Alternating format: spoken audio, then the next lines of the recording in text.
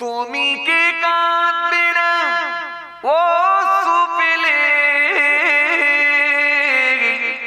তুমি কি বলবে না দুহাত তুলে, তুমি কি চাইবে না ও সুপিলে, তুমি কি বলবে না দুহাত তুলে, তুমি কি বলবে না প্রভুর কাছে হৃদয় ঢেলে, হৃদয় ঢেলে রাত কি কেটে যাবে ঘুমিয়ে অলসে, তুমি কি জানবে না তোমার নিজেকে প্রভুকে, প্রভুকে। আল্লাহুম্মা সাল্লি আলা মাওলানা মুহাম্মদ। মহব্বতে পড়েন ওয়া আলা আলি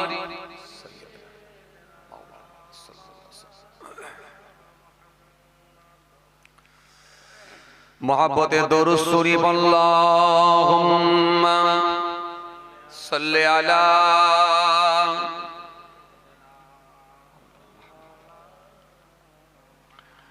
व अला आलि।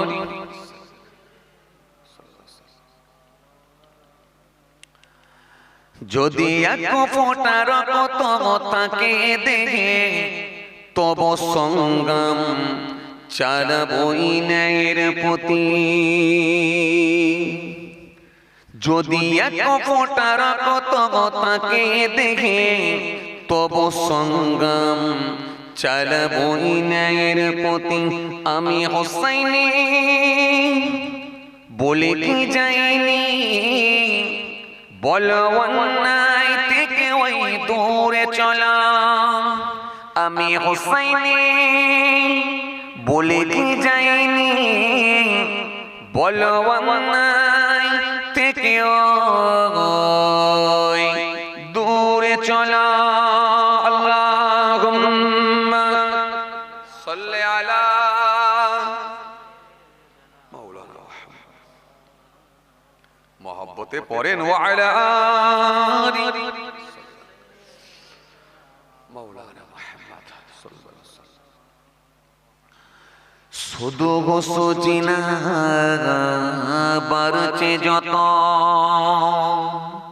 কোরআনের সুর তলা তত, আমি কাজী নজরুলের মতো ধরব কলম সমস্ত অন্যায়ের বিরুদ্ধে।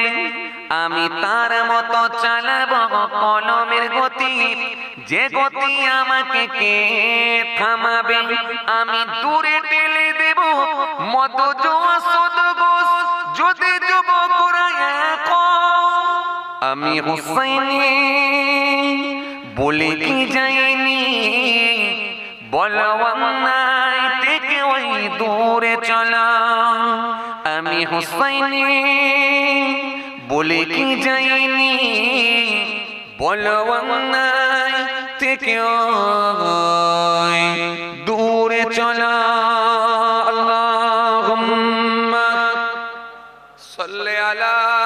আগে প্রথমে বলছে বেদে মারি, এই গাড়িতে বলতে বলতে যাচ্ছিলাম যে এখানে কবে কাকে বেঁধে মেরেছিল আল্লাহই ভালো জানে, নামই হয়ে গেল বেদে মারি। আবার এসে শুনছি মোড়ে পাড়া। বেঁচে থাকার লোক কমই নাকি? আল্লাহ হেফাজত করে। যাক, কথা বুঝতে পারছেন না? সেই বলে না একটা কি কথাই আছে না, এক দেশের বুলি আর এক দেশের গালি, এসব নাকি কথাই বলে। সেদিনে জলসায় বলছে হুজুর হুজুর সামনে দিয়ে ঘুরবেন, ঘুরে এসে একটা ফুটানির মোড় পাবে, ওই ফুটানির মোড় থেকে ডান দিকে নেবেন। আমি তো ফোন ধরি আসতে লেগে গেছি, ফুটানির কি মোড় রে ভাই, কথা বলছেন যে সমস্যা ওই হয়ে গেছে, কেউ চালু করে দিয়েছে, চলতে রয়েছে ফুটানির মোড়। কে কোনোদিন ওইখানে স্টাইল দেখিয়েছিল নাকি আল্লাহ জানে, ওই ফুটানির নামই হয়ে গেল, কথা বুঝে আসছে। তো যাই হোক মাশাআল্লাহ, মোড়ে পাড়া, আজকে মোড়ে পাড়ার গ্রামে যুবক ভাইদের প্রচেষ্টায়, আপনাদের সকলের সহযোগিতা, ইউটিউবার ভাইরা ছেড়ে দিও, ভালো চলবে কিন্তু, কথা বুঝছেন। এখন তো কথা বলা যে সব এখন রেকর্ডিং এর যুগ হয়ে গেছে। যাক, এই মোড়ে পাড়া গ্রামে যুবক ভাইদের প্রচেষ্টায়, আপনাদের সকলের সহযোগিতায়, মহান আল্লাহ পাকের কৃপায় প্রতি বছরের ন্যায় এবছর আল্লাহ করিয়ে দিয়েছেন, সুন্দর মাহফিল অনুষ্ঠিত হয়েছে। আমরা বেশ কিছু মানুষ এক জায়গায় জমায়েত হয়েছি। আল্লাহ এই মাহফিলকে কবুল করেন, আমরা জোরে বলি আল্লাহুম্মা আমিন। ওয়াজ নসিহতটা বর্তমানে এমনি খুব বেশি বেশি হচ্ছে, আর ওয়াজ শোনার ব্যবস্থাপনাটাও এখন অনেক উন্নত মানের হয়ে গেছে। কি কথা ঠিক কিনা বলবেন? ওয়াজ শোনার ব্যবস্থাপনাটাও অনেক উন্নত মানের হয়ে গেছে। এখন প্রত্যেকের পকেটে পকেটে মোবাইল ফোন, অ্যান্ড্রয়েড ফোন এসে পৌঁছেছে। এখন এই মোবাইল ফোনে আপনি সব পেয়ে যাবেন, আপনি যেমন ব্যক্তি তেমন জিনিসই পাবেন মোবাইলের ভেতরে। আপনি যদি একটু আল্লাহওয়ালা ব্যক্তি হন, দিন ধর্ম মানেন, তাহলে আপনি ওয়াজ পাবেন, কেরাত পাবেন, গজল পাবেন, সব পেয়ে যাবেন, মাসলা মাসাইলের কথা পেয়ে যাবেন, সব পেয়ে যাবেন। আপনি যদি আবার কি বলে ধর্ম থেকে যদি আপনি বিমুখ হয়ে যান, আপনি যদি অশ্লীল জিনিস চান, তাহলে তাও পাবেন, গান পাবেন, বাজনা পাবেন, ইত্যাদি ইত্যাদি পেয়ে যাবেন। আপনি যদি ছোট মানুষ হয়ে থাকেন, একেবারে এই মাত্র সবে খেতে শিখেছেন বা এই মাত্র সবে কথা বলতে শিখেছে, তার জন্য ব্যবস্থা আছে, কোনো টেনশন নেই, কার্টুন পেয়ে যাবেন। আপনি যদি একটু বড় হয়ে থাকেন, সময়টা কিভাবে কাটাবো তার জন্য ব্যবস্থা আছে, ফ্রি ফায়ার পাবেন, কথা বলেন কি পাবেন, ফ্রি ফায়ার, মা কাজ বললে রেগে ফায়ার, কথা বুঝছেন, ফ্রি ফায়ার চালাচ্ছে পাবজি, চালাচ্ছে বাবাজি, চলছে পাবজি, তো পাবজি পেয়ে যাবেন। জি, এই মোবাইল ফোনে আপনি সব পাবেন। আস্তে আস্তে যত দিন যাচ্ছে সব অকেজো করে দিচ্ছে এই মোবাইল। হাত ঘড়ি তুলে দিয়েছে, ক্যালকুলেটর বন্ধ করে দিয়েছে, আয়না দেখা বন্ধ করে দিয়েছে, কথা বলে না জি, আয়না দেখা বন্ধ করে দিয়েছে, বাড়িতে টেপ রেকর্ড সব শেষ করে দিয়েছে, সিডি ক্যাসেট তুলে দিয়েছে, এই মোবাইল ফোন ক্যামেরা বন্ধ করে দিয়েছে, স্টিল ক্যামেরা বন্ধ করে দিয়েছে, সব আস্তে আস্তে বন্ধ করে দিচ্ছে। এই মোবাইল ফোন শেষে এখন এসে স্বামী স্ত্রী ঝগড়া লাগিয়ে দিয়েছে। এই মোবাইল ফোন এসে রাজনীতির নেতাদের এমন গরম গরম ভাষণ, গরম গরম উগ্র বক্তৃতা, এই মোবাইল ফোন এসে মানুষের ব্রেন ওয়াশ করে ধর্মের লড়াই লাগিয়ে দিয়েছে, সব কিন্তু এই মোবাইল ফোনের মাধ্যম দিয়ে, কথা বলে না জি। এই মোবাইল ফোন বাপ বেটাই লড়াই লাগিয়ে দেয়, এই মোবাইল ফোন স্বামী স্ত্রী ঝগড়া লাগিয়ে দেয়। হ্যাঁ, কাজ কাম থেকে এসে যখন বসে বসে শুয়ে শুয়ে যখন মোবাইল দেখছেন, হঠাৎ করে বউটা দেখবেন খেঁচে উঠলো, সকালে বেরিয়েছে, রাতে এলো, কি লাগবে না লাগবে একটু জিজ্ঞাসা করাও প্রয়োজন মনে করলো না, আবার মোবাইল নিয়ে পড়লো, কথা বলেন, হ্যাঁ না কিছু বলেন না রে বাবা। তাহলে এই মোবাইল ফোন, তাহলে এই মোবাইল ফোন সেটা হচ্ছে গোলমালের মূল, এই মোবাইল ফোন। তাহলে এই মোবাইল ফোন আপনাকে সব কিছু থেকে আপনাকে ডিসচার্জ করে দিচ্ছে, আর তাদের সঙ্গে কানেক্ট সম্পর্ক রাখতে দিচ্ছে না এই মোবাইল ফোন। এই মোবাইল ফোনে এসে ঝগড়া লাগিয়ে দিয়েছে, এই মোবাইল ফোনে এসে হিন্দু মুসলমান করে দিয়েছে, কথা বলে না। যেটা 200 বছরের ইংরেজ সরকার পারে না, সেটা 14 বছর কি 10 বছরের সরকার সেটা করে দেখিয়ে দিতে পেরেছে, কথা বলে না। 10 বছরের সরকার পারেছে, 200 বছরের ইংরেজ সরকার যেটা পারে না হিন্দু মুসলমানের মধ্যে পৃথক করে দিতে পারে না, সেটা 10 বছরের সরকার করে দিতে পেরেছে হিন্দু মুসলমান। রাতের বেলা যে ছেলেটা শুয়ে শুয়ে মোবাইল দেখেছে, তার ব্রেনটা ওয়াশ হয়েছে, সকালবেলা প্রতিবেশী মানুষের সঙ্গে সবাই আর কথা বলতে চায় না, রাম আর রহিমের সঙ্গে সম্পর্ক নষ্ট করে দিচ্ছে, জয়দেব আর জয়নালের সম্পর্ক নষ্ট করে দিচ্ছে কে, এই মোবাইল ফোন। কারণ নেতাদের এমন উগ্র ভাষণ, এই উগ্র ভাষণ শুনে আর সত্য মিথ্যা যাচাই বাছাই না করে ব্যাস ওই নেতাদের উগ্র ভাষণ শুনে তার মোটিভ চেঞ্জ হয়ে গেল, সকালবেলার প্রতিবেশী মানুষের সঙ্গে কথা বলতে চায় না, কথা বলে না। রামের ছেলে রহিমের ছেলে কি সম্পর্ক, একসঙ্গে ফুটবল মাঠে ফুটবল খেলতো, একসঙ্গে ক্রিকেট মাঠে ক্রিকেট খেলতো। রাম রহিমের ছেলে কি সম্পর্ক, একসঙ্গে চায়ের দোকানে বসে বসে চা খেত, একসঙ্গে স্কুলে যেত। কিন্তু আজ আর যেতে চাইছে না, না তুই তো আলাদা যা, আমি আলাদা যাব। কেন? ওই যে মোবাইল ফোন, ওই যে মোবাইল ফোন।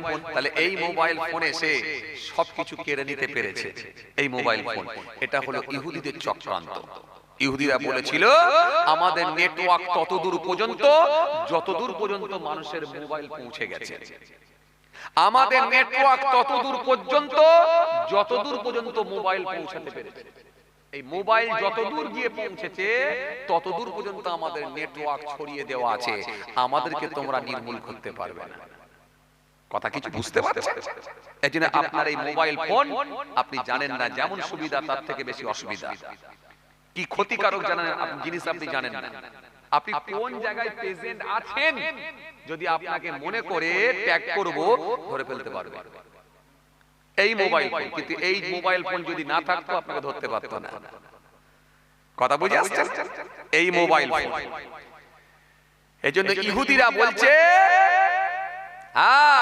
ততদূর পর্যন্ত আমরা পৌঁছাতে পেরেছি যতদূর পর্যন্ত মোবাইল পৌঁছে গেছে। সারা বিশ্ব আমাদের হাতের মুঠোয় চলে এসেছে।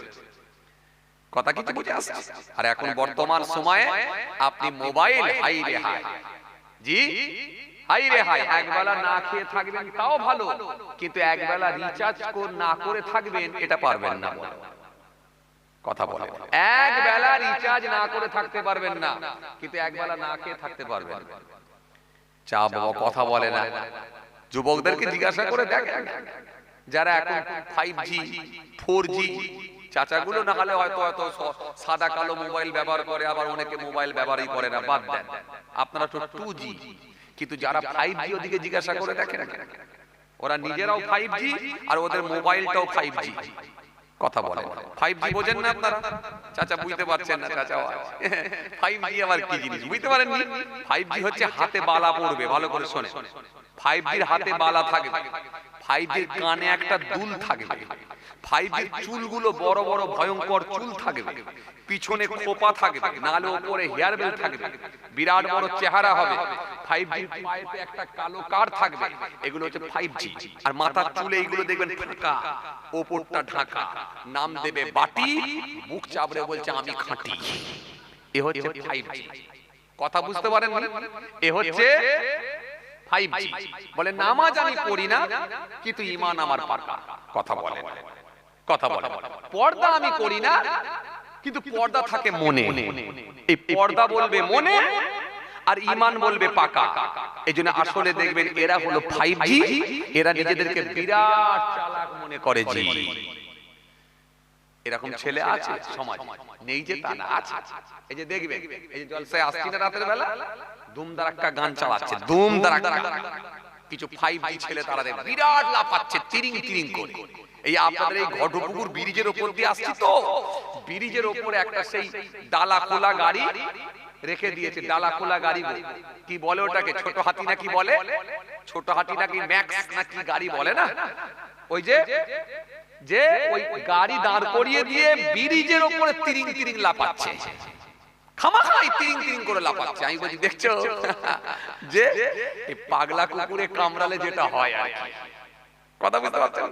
এই শীতেতে রাতের বেলা খেয়ে দিয়ে ঘরে যে ঘুমাবি তা না করে তিরিং তিরিং করে লাফাচ্ছে। 1 জানুয়ারি মানাচ্ছে। এই যে 1 জানুয়ারিতে কেউ জলসা দিয়ে উদ্বোধন করলো, আবার কেউ তিরিং তিরিং করে লাফিয়ে মদ খেয়ে উদ্বোধন করলো 1 জানুয়ারি। কথা বুঝে আসছে? যে হাই রে হাই, আজকে আমরা কোথায়? আজকে আমরা কোথায়? যে 1 জানুয়ারি মদ দিয়ে স্টার্ট করতে হচ্ছে, আবার নিজেদেরকে মুসলমান বলে দাবি করি। এখন এরকম অজ্ঞ মুসলমান আছে।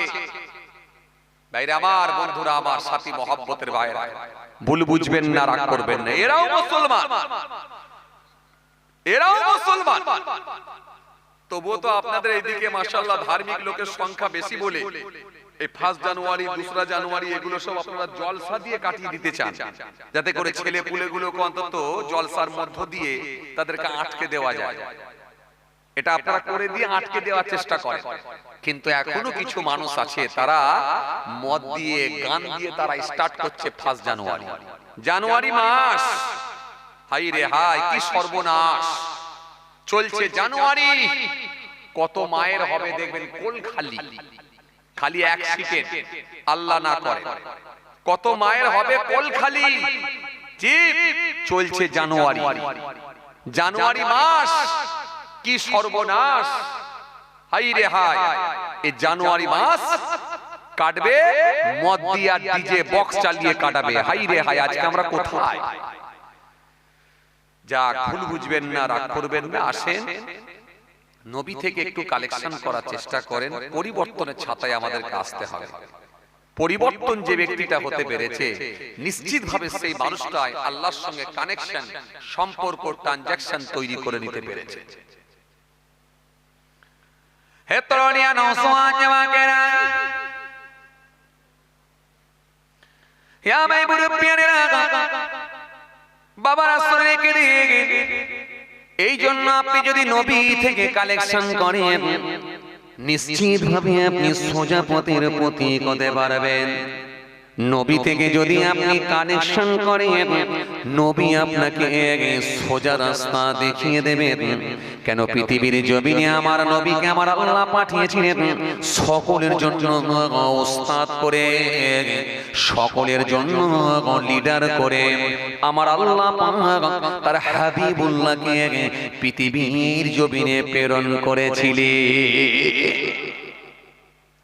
এই জন্য আমার আল্লাহ কোরআনে কারীমের মধ্যে বললেন, মা আতাকুমুর রাসূল ফাখুযুহু ওয়া মা নাহাকুম আনহু ফান্তাহু। আমার রাসূল তোমাদেরকে যা আদেশ করেন স্বতঃস্ফূর্তভাবে তোমরা গ্রহণ করে নাও, আর নবী তোমাদেরকে যেগুলো বারণ করেন, যেগুলো থেকে তোমাদেরকে দূরে থাকতে বলেন, সেগুলো থেকে তোমরা বিরত থাকো। কেন নবীর আদেশ আর নিষেধ মানে আমি আল্লাহ আমারই আদেশ আর নিষেধ। এই জন্য সেই নবীকে আপনি জিজ্ঞাসা করেন, রাসূলুল্লাহকে আপনি কোশ্চেন করেন, ইয়া রাসূলুল্লাহ নতুন যখন বছর আসবে কেমন করে স্টার্ট করবা? ইয়া রাসূলুল্লাহ যখন আমরা চাঁদ রাত পাবো কি দোয়া পড়ব? ইয়া রাসূলুল্লাহ যখন আমরা খাবো কেমন ভাবে খাবো, খাওয়ার তরিকা কেমন হবে? ইয়া রাসূলুল্লাহ যখন আমরা রাস্তা দিয়ে হাঁটবো হাঁটার পদ্ধতিটা কেমন হবে, তরিকাটা কেমন হবে? ইয়া রাসূলুল্লাহ মানুষের সঙ্গে যখন কথা বলবো কথা বলার সিস্টেমটা পদ্ধতিটা কেমন হবে? ইয়া রাসূলুল্লাহ হাবিবাল্লাহ হুজুর যখন আমরা ভোরে ফজরের নামাজ পড়ে ব্যবসায় যাব, হুজুর আমরা ব্যবসা করতে যখন যাব ব্যবসা করার তরিকাটা কেমন হবে?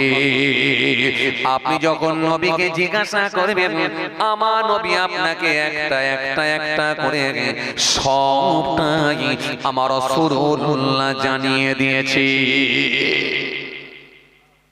যা বলবেন আমার নবীকে আপনি নবী থেকে কানেকশন করতে পারবেন, নবী থেকে কালেকশন করবেন, নবী থেকে ধার করবেন। কেন? নবীকে আমার আল্লাহ পাঠিয়েছেন সকলের জন্য উস্তাদ করে, সকলের জন্য লিডার করে আল্লাহ পৃথিবীর জমিনে প্রেরণ করেছেন। কথা বুঝে আসছে? ইয়া রাসূলুল্লাহ হাবিবাল্লাহ ওয়া হুজুর আমরা ব্যবসা করব, কেমন করে ব্যবসা করব? আল্লাহ নবী সুন্দর করে বললেন আমি রাসূল বলি ব্যবসা করো মিফতাউ দাওলাতি ফাহুয়া তিজারা, ধনের চাবিকাঠি হলো ব্যবসা। হ্যাঁ তোমরা ব্যবসা করো। আমি রাসূল বলি আল কাযিবু হাবিবুল্লাহ, শ্রমিক হলো আল্লাহর দোস্ত, শ্রমিক হলো আল্লাহর বন্ধু। আমি রাসূল বলি ব্যবসা হলো ধনের চাবিকাঠি। তুমি যদি ব্যবসা করতে চাও, আমি রাসূল বলছি আমার থেকে ধার করে না। আমি রাসূলুল্লাহ তোমাকে ব্যবসা করাটা শিখিয়ে দিচ্ছি।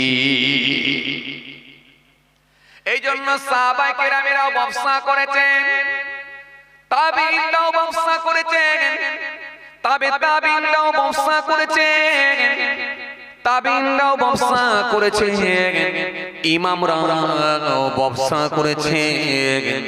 পৃথিবীর জমিনে নবী রাসূলুল্লাহ ব্যবসা করেছেন। এই জন্য আমার রাসূল সুন্দর করে জানালেন ব্যবসা করো, ব্যবসা করো।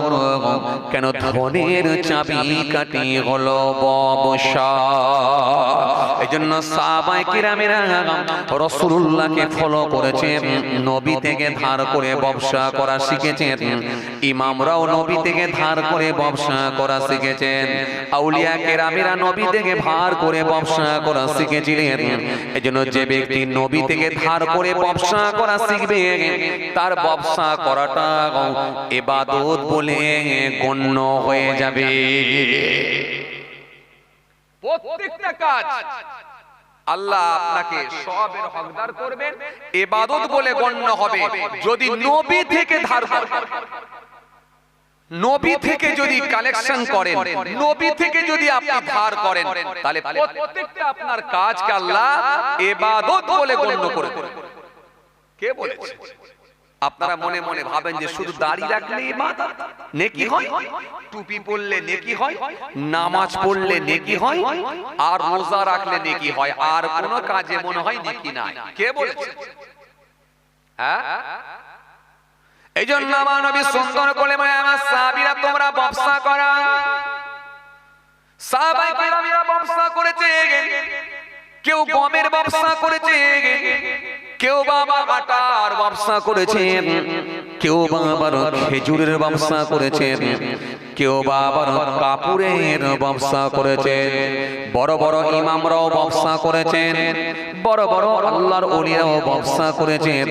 এজন্য পৃথিবীর সর্বপ্রথম যিনি সেলাইয়ের কাজ করেছেন তিনি হলেন আল্লাহর নবী হযরত ইদ্রিস আলাইহিস সালাম। ও বাবাজি আমার ভাইরা, পৃথিবীর সর্বপ্রথম যিনি কামারের কাজ করেছেন, যন্ত্র অস্ত্র বানিয়েছেন, তিনি আর অন্য কেউ নয়, তিনি হলেন আল্লাহর নবী হযরত দাউদ আলাইহিস সালাম। হযরত দাউদ নবী তিনি যন্ত্র অস্ত্র বানিয়েছেন। কামারেরা যেমন লোহাকে পুড়িয়ে পিটিয়ে মেরে মেরে ঠুকে ঠুকে ঠুকে ঠুকে যন্ত্র অস্ত্র বানায়, কাটারি বানায়, কুরুল বানায়, কাস্তে বানায়, কিন্তু মনে রাখবেন হযরত ইব্রাহিম খলিলুল্লাহ, হযরত দাউদ আলাইহিস সালাম তিনি সর্বপ্রথম নিজে হাতে করে ওই যন্ত্র বানিয়েছেন। কাটারি কুরুল কাস্তে নিজে হাতে করে বানাতে পেরেছিলেন। আগুনের কোনো প্রয়োজন হয় না, আগুনের কোনো দরকার হয় না। লোহাকে ধরে টান দিয়েছেন, লোহা লম্বা হয়ে গেছে, আর লোহাকে ধরে হাত দিয়ে ঘষা মেরেছেন, লোহা পাতলা হয়ে গেছে। তিনি আর অন্য কেউ নয়, তিনি হলেন হযরত দাউদ আলাইহিস সালাম। এইজন্য নবীরা পর্যন্ত ব্যবসা করেছেন, ইমামরা ব্যবসা করেছেন। জগৎ বিখ্যাত ইমামে আবু হানিফা রাহমাতুল্লাহ আলাইহি তিনিও ব্যবসা করেছেন, কাপড়ের ব্যবসা করেছেন। এজন্য ব্যবসা করেন, অসুবিধা নাই। জি, কিন্তু তরিকাটা হবে রাসূলুল্লাহ। এই রাসূল বললেন কি? আল কাযিবু হাবিবুল্লাহ। শ্রমিক হলো আল্লাহর দোস্ত, শ্রমিক হলো আল্লাহর বন্ধু।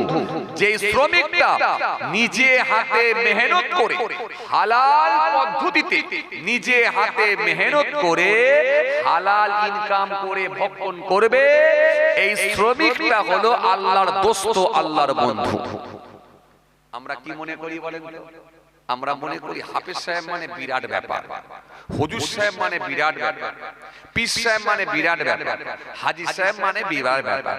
আমি একটা লেভার, আমি একটা মিস্ত্রি, আমি একটা লেভার, জি আমি একজন ছোটখাটো মানুষ, লোকের জমি আপনার কি বলে আল ছেটে দিই, কারো জমি নাগল করে দিই, এরকম খেটে খাওয়া মানুষ, আমার কি আল্লাহর দরবারে কোনো দাম আছে? কে বলে?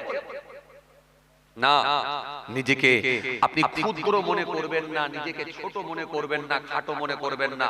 হালাল ইনকাম করেছেন আর আল্লাহর সন্তুষ্টি অর্জন করেছেন, হাবিবুল্লাহর তরিকায় ব্যবসা করেছেন, আল্লাহ রাজি হলে ওই শ্রমিকটাকেও বন্ধু হিসাবে কবুল করে নিতে পারেন। জোরে বলতে পারেন না? বন্ধু হিসাবে আল্লাহ কবুল করে নিতে পারে। আপনি নিজেকে ক্ষুদ্র ছোট মনে করবেন না, খাটো মনে করবেন না। নিজে হাতে মেহনত করেছে, আপনি শ্রম দিয়েছে, কষ্ট করেছে, লেবার খেটেছে, রাজমিস্ত্রির কাজ করেছে, সিমেন্ট আর বালি একসঙ্গে মিক্স করেছে, তাতে পানি মিশিয়েছে, চৈত্র মাসে রৌদ্রের তাপ, প্রখর রৌদ্র, 43-44 ডিগ্রি তাপমাত্রা, আপনার গোটা কপালটা ঘেমে গেছে, গোটা শরীরটা ঘেমে গেছে, কপালের ঘাম 2-4 ফোঁটা 5 ফোঁটা ওই সিমেন্ট মাটির উপরে পড়েছে, সেটা কি মিক্স করে নিয়ে তুলে নিয়ে গিয়ে বাড়ির ছাদ ঢালাই হয়ে গেছে। সেখানে ওই ছাদ ঢালাইয়ের মধ্যে শুধু বালি ছিল না, সিমেন্ট ছিল না, পানি ছিল না, স্পঞ্জি ছিল না, বরং আপনার কপালের ঘামও ছিল। এই মেহনতের পয়সায় আপনি যদি ধর্ম মেনে নবিয়ানা তরিকাতে চলতে পারেন, তাহলে আল্লাহ আপনার সম্পর্কে বলেছেন এই শ্রমিকটাই আমার দোস্ত বন্ধু। আপনি নিজেকে ছোট মনে করছেন, খাটো মনে করছেন, কিন্তু হ্যাঁ, তবে একটা কথা, এটা সিস্টেমেটিক চলতে হবে। আপনাকে করতে হলে কি হবে? অন্তত 5টা শর্ত আপনাকে মানতে হবে। 5টা শর্ত মেনে যদি ব্যবসা করতে পারেন, তাহলে নবিয়ানা তরিকায় হবে ইনশাআল্লাহ। এই সিস্টেমে যদি না করেন, তাহলে গেল। এজন্য মাঝে মাঝে আমার মনে পড়লে একটু গল্পটা বলি, মনে পড়ে যায়, হাই রে হাই। এইরকম ঠান্ডার সময় আপনাদের হাতিশালায় খুব ভালো ভালো দোকান আছে, জানেন আপনারা?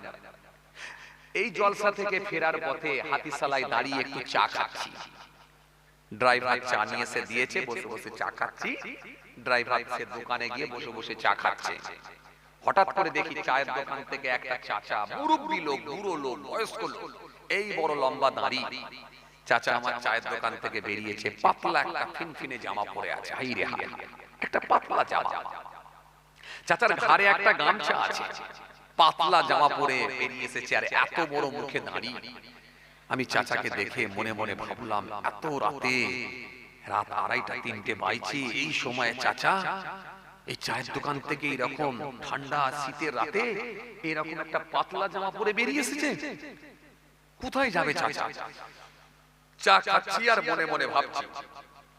হঠাৎ করে দেখি চাচা বেরিয়ে এসে এইরকম একটা নিয়ে, কি বলে, ইঞ্জিন ভ্যানের ভিতরে এরকম করে ঘুরিয়ে ইঞ্জিন ভ্যানটাকে স্টার্ট দিয়ে দিল। ইঞ্জিন ভ্যানটা দপ দপ দপ দপ করে স্টার্ট শুরু হয়ে গেল। তো ইঞ্জিন ভ্যানটার দিকে তাকিয়ে দেখি প্রচুর সবজি লোড করা আছে, বাঁধাকপি, ফুলকপি, শিম, মটরশুঁটি, তারপরে পেঁয়াজ কলি, আর সব কি বলে বলেন না, পটল, ঝিঙে ইত্যাদি ইত্যাদি, পুরো ইঞ্জিন ভ্যান সবজি লোড করা আছে। তখন মনে মনে ভাবলাম যে চাচা আমার পুরো ইঞ্জিন ভ্যানটা লোড করে রেখেছে, সবজি বিক্রেতা, এই সবজি নিয়ে গিয়ে নিশ্চয়ই কোনো পাইকারি বিক্রি করবে, কোনো পাইকারকে দেবে, আর নালে হাটে গিয়ে নিজে বিক্রি করবে। যাই হোক, বুঝতে পারলাম একটা ব্যবসায়ী লোক, চাচা এই বয়সে মেহনত করছে। আমি অবাক হয়ে গেলাম। তখন ওই হাদিসটা মেলাচ্ছি, নবী বলেছে শ্রমিক হলো আল্লাহর দোস্ত, মেহনত করে যে খায়, তার মানে এই লোকগুলো ছাড়া অন্য কি? তো আমি যখন এই গবেষণা করছি আর নিজেকে ভাবাচ্ছি, মনে মনে চাচাকে নিয়ে ভাবছি, হঠাৎ করে চাচা দেখছি ওই গামছাটাকে নিয়ে মাথায় বেঁধে ফেললো, কপালে বেঁধে চাচা হঠাৎ করে দেখছি লুঙ্গিটাকে উপর দিকে তুলছে। এই বলে সর্বনাশ করেছে, নাউজুবিল্লাহ বলে মুখটা অন্যদিকে ঘুরিয়ে নিলাম। চাচার হঠাৎ করে ব্রেনটা মনে হয় হ্যাং হয়ে গেল, ব্রেনটা মনে হঠাৎ করে খারাপ হয়ে গেল। এই লুঙ্গি তুলে ফেলছে কেন? লুঙ্গিটা যে তুলতে শুরু করেছে চাচা, আমি মুখটা অন্যদিকে ঘুরিয়ে নিয়েছি, ঘুরিয়ে নিয়ে বসে বসে চা খাচ্ছি। 2-3 মিনিট পরে আমি ভাবলাম, যদি চাচা ম্যাড হয়ে যায়, পাগল হয়ে যায়, তাহলে লুঙ্গি আর নিচে নামবে না, ও ভুল বকবে, আর যদি ম্যাড না হয় তাহলে লুঙ্গি নিচের দিকে নেমে যাবে, কিছু একটা হবে। তো চাচাকে আরেকবার দেখা দরকার আছে। এই কথা মনে করে চাচার দিকে আরেকবার ঘুরলাম, ঘুরে যে তাকিয়েছি দেখছি ও বাবা লুঙ্গি তোলায় আছে। কিন্তু লুঙ্গি তোলা থাকলে কি হবে, লুঙ্গির ভেতরে একটা জবরদস্ত প্যান আছে হাঁটুর নিচে পর্যন্ত। কথা বুঝতে পারেন? লুঙ্গির নিচে একটা হাঁটু পর্যন্ত জবরদস্ত প্যান। এই প্যানটার কি একটা নাম আছে, হাঁটুর নিচ পর্যন্ত একটা প্যান আছে। চাচা কি প্যান বলে গো?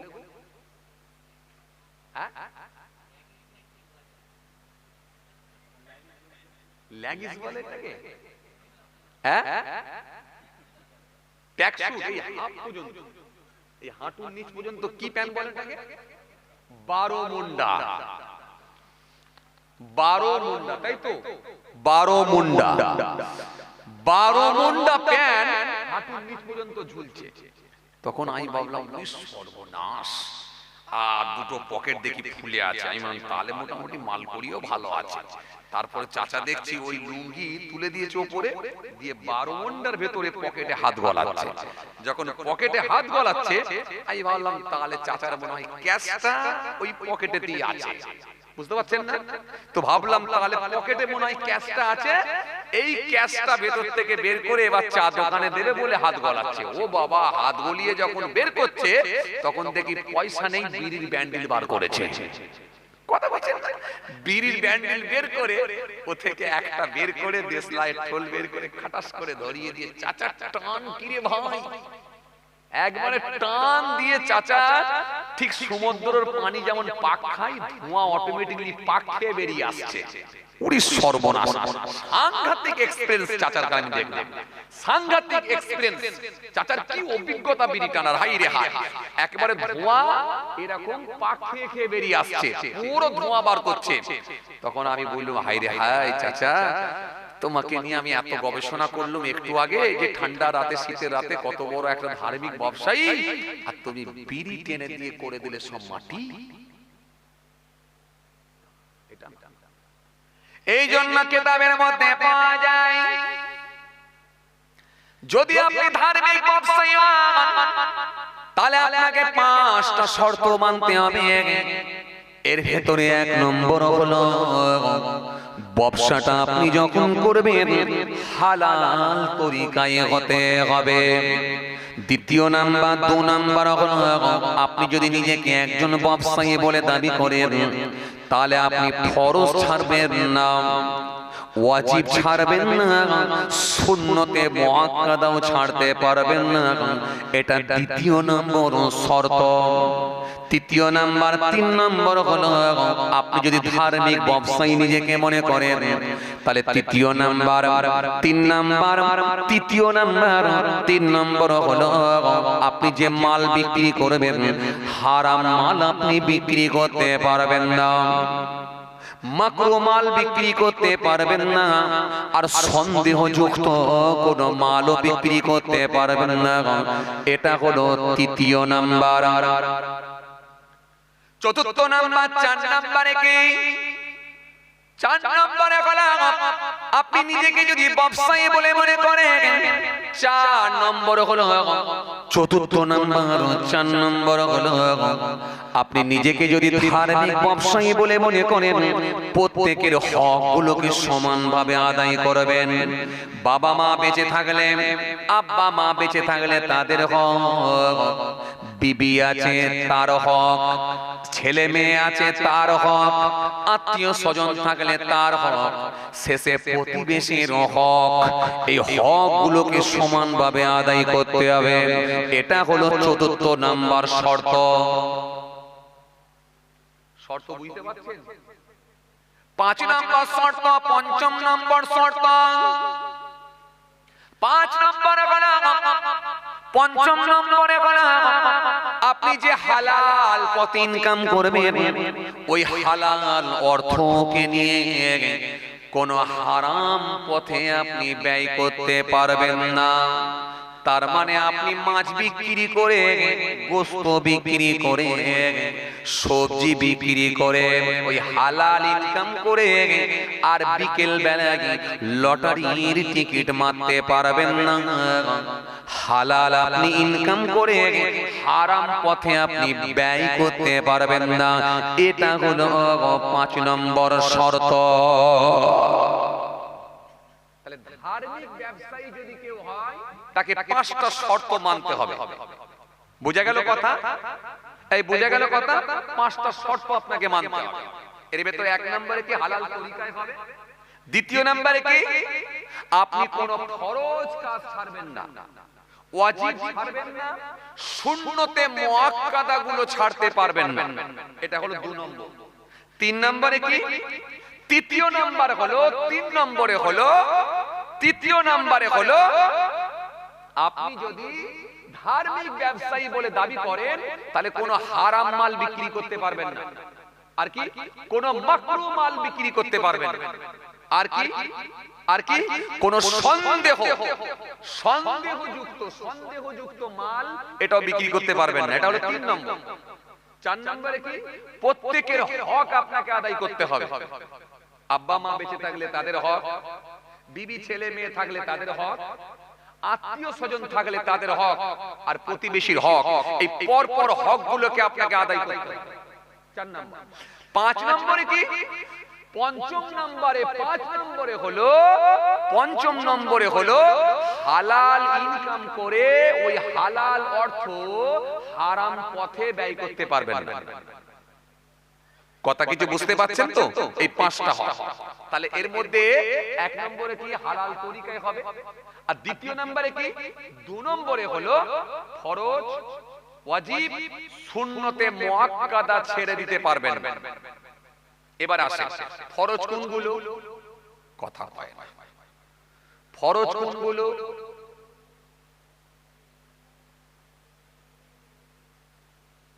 বুঝি ফরজ কোনগুলো?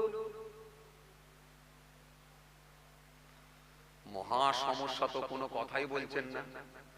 বুঝি ফরজ কোনগুলো? ফরজ জানেন না, বাদ দেন। ওয়াজিব কাজ কোনগুলো? ওয়াজিব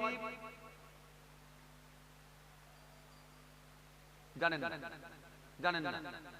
বাদ দেন। সুন্নতে মুআক্কাদা কোনগুলো? যা বাবা, শুধু কাহিনী শুনবেন, ঘটনা গল্প শুনে শুনে তো সব গোলমাল হয়ে যায় বাপ। সে একটা কথাই বলে না, গল্পর গরু নাকি গাছে ওঠে। এটা সব গল্পতি হয়। বাস্তবে কোনোদিন গরুকে গাছের উপরে উঠতে দেখেছেন? কথা বলে। গরুকে কোনোদিন গাছের উপরে উঠতে দেখেছেন? আরে হ্যাঁ না কিছু বলেন না রে বাবা।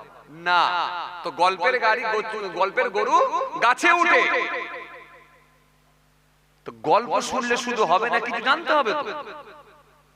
এজন্য তো আপনাকে আমি বলছি শুধু 5টা শর্ত জেনে চলে যাবেন না, আরো কিছু জানতে হবে তো।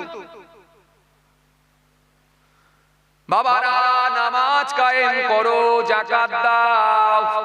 আপনি বলবেন আমি তো নামাজ পড়ি, তার মানে ঠিকই আছে। কিন্তু যখন আপনাকে বলা হবে নামাজের ফরজ কটা, ওয়াজিব কটা, নামাজের মাকরুহ কোনগুলো, নামাজ ভঙ্গের কারণগুলো কোনগুলো, পৃথিবীর সর্বপ্রথম কে নামাজ পড়েছিল, নামাজ কবে থেকে ফরজ হয়েছিল, 5 ওয়াক্ত নামাজ পড়ার তরিকা কবে থেকে প্রথা চালু হয়েছিল, পৃথিবীর সর্বপ্রথম কে নামাজ পড়েছিল, কে সর্বপ্রথম আজান দিয়েছিল, কোথা থেকে নামাজ এলো, কিয়ামে দাঁড়ালে কোন দিকে তাকাতে হয়, রুকুতে গেলে কতটা হ্যাট হতে হয়, সিজদায় গেলে নাক আগে যাবে না কপাল যাবে, উঠবেন যখন কপাল উঠবে না নাক উঠবে, ডান দিকে যখন সালাম ফেরাবেন কোন দিকে তাকাবেন, বাঁ দিকে যখন সালাম ফেরাবেন কোন দিকে তাকাবেন, একটা সূরার সঙ্গে আরেকটা সূরা কেমন করে মেলাবেন। যখন আপনি এই বলবেন তখন মাথা চুলকে বলবেন সর্বনাশ, আমি তো যে জায়গায় আছি আমার মনে হয় তো কিছুই হচ্ছে না।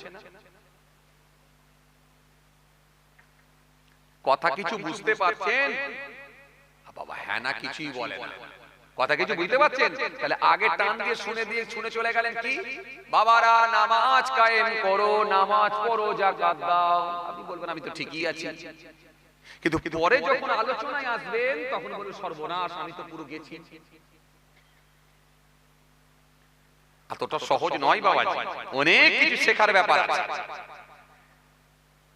অনেক কিছু শেখার ব্যাপার আছে। এবারে আপনি বলবেন হুজুর হঠাৎ করে আপনি ব্যবসাটা কেন শুরু করলেন? আমরা বেশিরভাগ লোক ব্যবসায়ী লোক, নামাজের ওয়াজ, রোজার ওয়াজ, হজ জাকাতের ওয়াজ তো মাঝে মাঝেই হয়, আমিও তো পূর্বের ক্যাসেটে করেছি, কিন্তু আমার মনে হলো একটু ব্যবসা নিয়েও করা দরকার আছে। কেন নবী যখন দিয়েছে আলোচনা কেন হবে না? কথা বলে, নবী যখন দিয়েছে তো আলোচনা কেন হবে না? আমার মনে হলো একটু ব্যবসা নিয়েও করা দরকার আছে। কেন?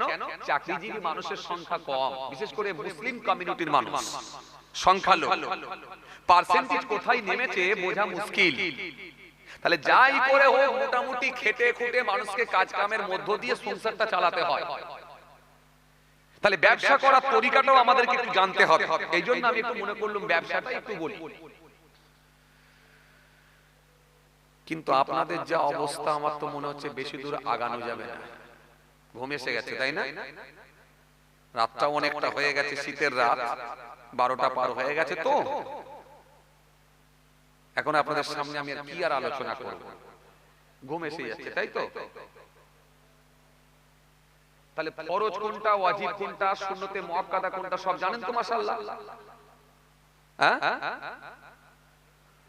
হারাম কোনটা, মাকরু কোনটা, আর সন্দেহ কোনগুলো, সেগুলো সব জানা আছে মাশাআল্লাহ।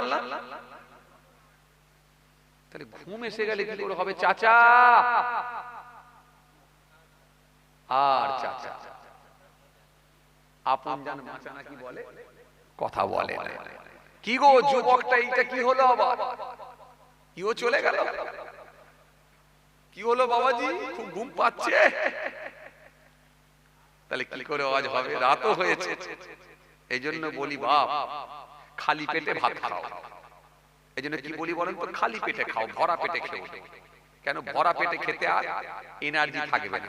সন্ধ্যে 7টা থেকে ওয়াজ শুনছেন, রাত 12টা পার করে দিয়েছেন, আর হয় তো ভরা পেট।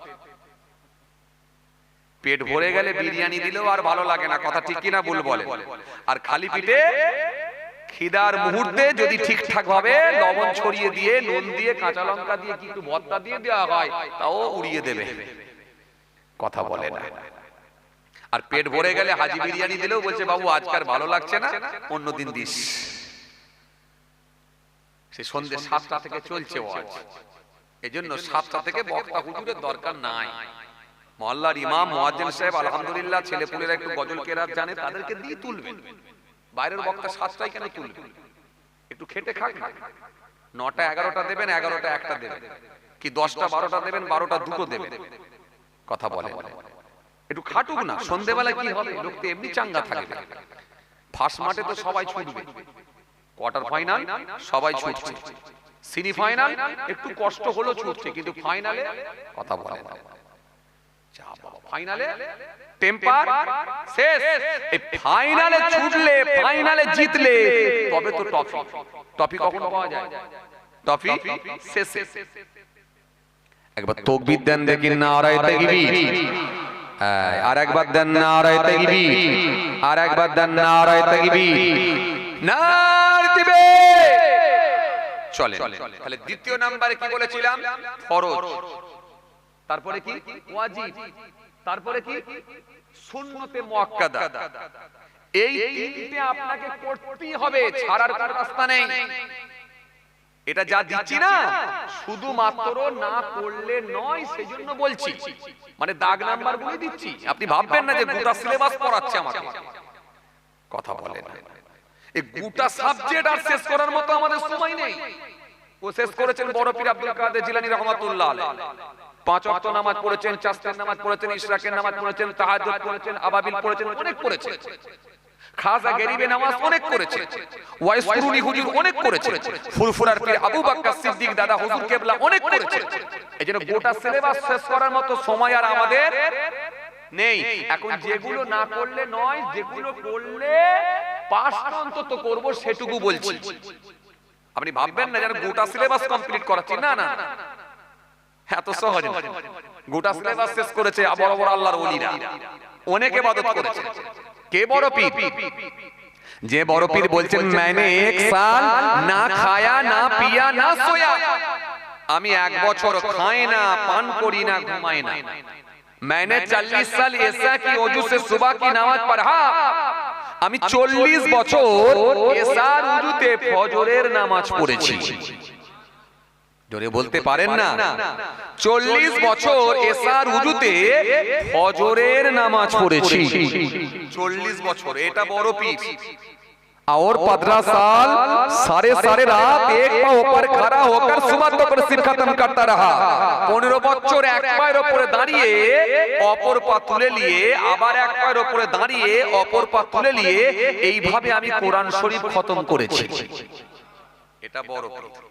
এটা বড় পীর এত পরিশ্রম করেছেন বলি আল্লাহ তিনাকে কবুল করে নিয়েছেন কেন আল্লাহর ওয়াদা আছে আল্লাহর ওয়াদা আছে ফাসকুরুনি আযকুরুকুম আমাকে স্মরণ করো আমি কথা দিচ্ছি তোমাদেরকে স্মরণ করব ওয়াসতাঈনু বিস-সাবরি ওয়াস-সালাহ বান্দা তোমরা ধৈর্য সবর ওয়াস-সালাহ নামাজের মাধ্যমে আমার দরবারে চাও আমি কথা দিচ্ছি তোমাদের দরখাস্ত কবুল করব বাল্লাহুল মাওলা ফালাহুল কুল বান্দা যখন আল্লাহর হয়ে যায় কুল মাখলুকাত তার গোলাম হয়ে যায়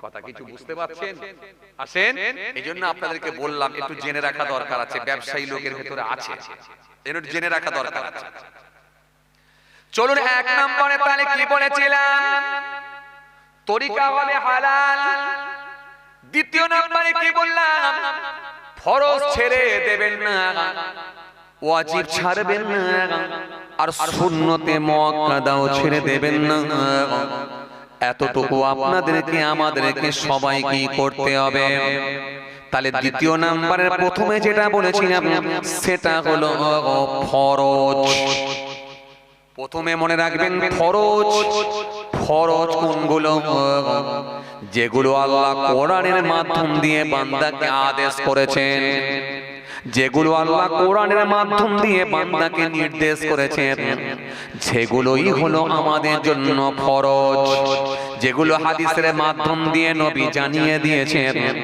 যেগুলো হাদিসের মাধ্যম দিয়ে রাসূল বলেছেন যার রাবী হলো বহু রাবী থেকে হাদিসটা বর্ণিত মানে সন্দেহের কোনো অবকাশ নাই এক কথায় যদি অকট্ট দলিল দ্বারা যদি প্রমাণিত হয় সেটাই হলো ফরজ এবারে ফরজ যদি কেউ ইচ্ছাকৃতভাবে ছেড়ে দেয় কি হবে ইচ্ছাকৃতভাবে যদি কেউ ফরজ ছেড়ে দেয় ইচ্ছাকৃতভাবে যদি ছেড়ে দেওয়া হয় এটা কাবিরা গুনাহ হবে আর ফরজকে যদি কেউ ইনকার করে ফরজকে যদি কেউ অস্বীকার করে ইনকাম করে কি হবে ফরজকে যদি কেউ অস্বীকার করে ইনকার করে কি হবে ইনকার করলে সে মানুষটা কাফের হবে আর ওয়াজিব যদি কেউ ইচ্ছাকৃতভাবে ছেড়ে দেয় কি হবে ওয়াজিব যদি কেউ ইচ্ছাকৃতভাবে ছেড়ে দেয়